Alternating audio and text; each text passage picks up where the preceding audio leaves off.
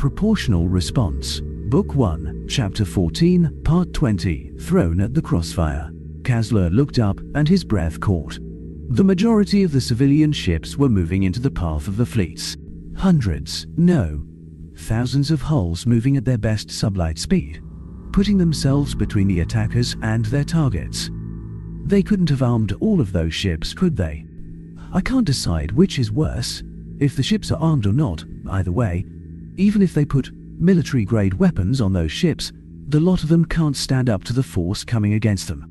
They may have an advantage in raw tonnage, but unless they plan to... His thoughts lost focus for a moment as one of the civilian ships powered up its singularity and made straight for one of the battleships in the first battle group. Admiral Hardin slammed his fist into a control and spoke in a hard voice. First battle group, open fire. That may be a civilian ship, but your safety is a higher priority. Destroy that ship. The targeted battleship flared on the plot as it fired, and the civilian ship disappeared as if it had never been there. Kasler heard a choked sob come from somewhere and had to work hard to keep his face neutral. My gods. Even the Zoltan don't order their civilian ships to suicide runs. What is going on here? Henry had begun speaking urgently, albeit quietly, into a microphone, his face contorted in sorrow and rage. Kasler caught something about, "Get me through, whatever it takes," and jamming and breaking encryption. Suddenly, the plot lit up with a spiderweb of blue lines began to connect the civilian ships to one another, and a panicked voice sounded from Henry's console. Please, help us. We have no control of our ship. Don't shoot. Oh God, please do something. We have women and children on board. Kasler's eyes widened and his face hardened. His hands twitched, wishing for a neck to strangle.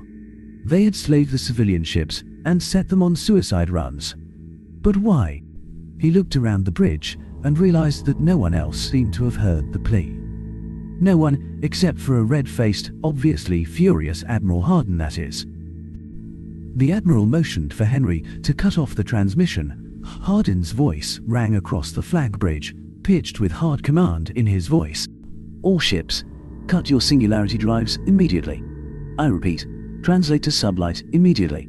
Do not fire on these civilians if you can avoid it, but if you get inbound FTL ships, destroy them as quickly as possible. The civilian ships do not have control of their own systems. They are victims in the crossfire. Avoid them if you can, disable them if you need to, but do not hesitate to destroy anything that threatens the integrity of your ship.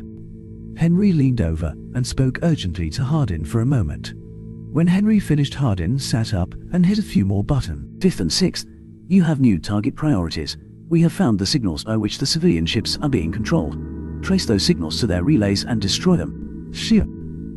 I want... Sir. A voice shouted up from the pit. The Phoenix is firing thrusters. She is moving out of space dock. No, wait, the dock is... It is disintegrating all around it. Kasler blinked and looked at the feed being displayed in the center of the room. That space dock.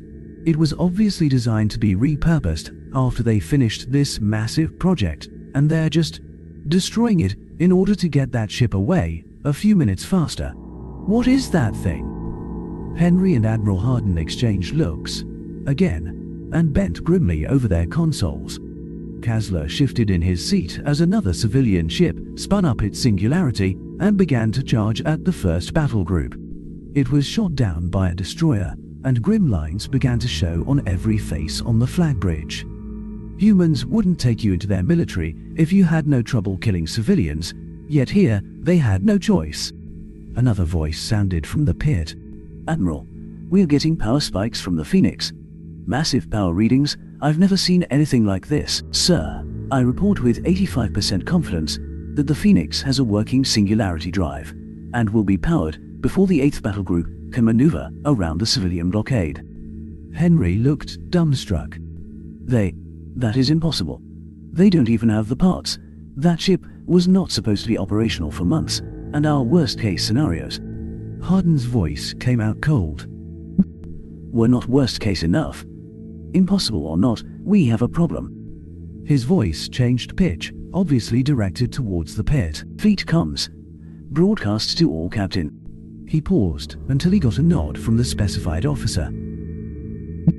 All ships, break formation and try to find a route to the Phoenix. The specifications for the ship and the points you need to hit to disable their singularity have been uploaded to your computers. Go around, over, under, or between those civilian ships. However you have to, just stop that ship. There are 500,000 of our fellows on that ship, all of them bound for slavery. Don't let them down. Kaslo blinked rapidly. Even as large as that ship is, the people would have to be in stasis. Why? That is far more people than you need to form a self-sustaining colony, even if you are only going to get supplies to them a couple of times a year. His eyes became glued to the hologram in the center of the bridge as the battle groups broke formation and each ship suddenly had an independent vector. Someone zoomed in the display so that one edge of the bubble showed the fleet and the other the Phoenix. As the battle group vectors began to diverge, civilian ships began to break off, in clumps, to try to get in their way. Kaslo watched the seemingly slow-motion dance of vectors as military ships, with their vastly superior maneuvering capabilities, tried to plot courses through the spreading mass of civilian ships. If there weren't so many of those ships, our pilots could easily fly around them. But the sheer number of them. A babble of voices began to arise from the pit as the flag bridge tried to keep up with all of the ship movements, attempting to help the captains of hundreds of ships to keep from running into one another, or use the movements of one to open gaps for another. Finally, a joyful cry came up from one of those officers. She looked up at the Admiral with a ferocious smile. Sir, Carrier Osaka has a clear line to the Phoenix. It is just the carrier, but she has all of her fighters on board. There is no way the civilian ships will be able to maneuver into her path. Request permission for FTL. Hardin nodded. Permission granted. To all of you. If there is an opening like that, take it. Do not send it up the chain of command. Get someone through to that ship.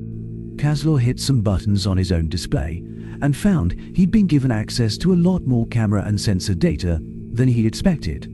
He managed to pull up an image of the Osaka as it spun up its drive. He could see the unnerving blacker-than-black singularity form off the bow of the ship, and could see the lensing of light around the edges of that singularity and the ship, as the impossible gravity forces within began to warp space and time. Soon, far sooner than anyone generally considered safe, and certainly soon enough that the inertial compensators had to transfer an awful lot of force to the ship's occupants. The Osaka began to move past the speed limit imposed upon the universe. The vector became a streak and the ship leapt forward. He heard a sharp intake of breath and looked up in time to see it. Another civilian ship had started to spin up its FTL drive. This is madness! Admiral Hardin had seen it too, apparently. Mark that ship. I want it destroyed and... Hardin's voice trailed off as a singularity winked into existence in front of the ship, and it began to climb, far too quickly, towards FTL speeds. Several ships took shots at it, but the acceleration curve of the ship was impossible. How? How did they get the FTL spun up that fast, and how can it be accelerating so quickly? He watched as ship after ship took shots at the civilian transport and missed. Their firing computers are confused. No ship ever accelerates that fast. The inertial compensators wouldn't be able to keep up. Everyone inside would be, no, that is unthinkable. Wait, they are sending the ship on a suicide run. Of course they would. He leaned his head back to seek the sky, closed his eyes, and said a short prayer for the people who had been in the transport. Those people are nothing but paste on the deck of their ship. He wanted to speak, to point out why they kept missing, and what updates they needed to feed to their firing computers. But observer protocols. To the hells with the protocol. Some bright person on one of the ships had figured it out, though. A beam from one of the destroyers lanced out and hit the transport square in the engine. The civilian's singularity winked out, and the ship started to disintegrate. Started to. Unfortunately, the shot came almost too late. The pieces of the transport slammed into and through the Osaka's shields. They hit the carrier's armor, plating with enough force to disintegrate the pieces and blow gaping chunks into the carrier's hull, and its singularity winked out automatically as a safety precaution. But the ship held together. Kaslor pulled up an image of it. They are out of the fight and had to have lost a lot of crew, but most will survive at least. He shuddered to think what would have happened if the ship's singularity had come into contact with the carrier's shields. Modern shields may be able to dissipate the tiny singularities on FTL missiles, but they wouldn't stand a chance against the singularity that drives even a small ship, much less something the size of that transport. Hardin reacted decisively. Kaslor's already high opinion of the man increased as orders rang across the flag bridge. Fleet, tactical. I want 20% of our force, designated battle group, Hunter. Their task is to take down those nodes broadcasting that control signal. We have to get those civilians off the field. Hardin paused to hit some buttons, and the designations of several ships changed in the central hologram. Those are the first ships repurposed to the new battle group. Figure out the rest of them. Take whatever ships under you that have the best position to take out a node and retask them. I want those things out of my sky. Acknowledgements floated up from the tactical officers as they set to the task. Kaslor felt his heart's race as another fleet ship, the destroyer Istanbul, announced it had a clear line to the Phoenix. Almost instantly a civilian ship's power spiked, and a singularity began to form in front of it. The ship didn't have a chance. 4 destroyers and a battleship lanced the ship with energy, and it blew apart. Hardin hit a couple of buttons and spoke loudly into his mic. All captains.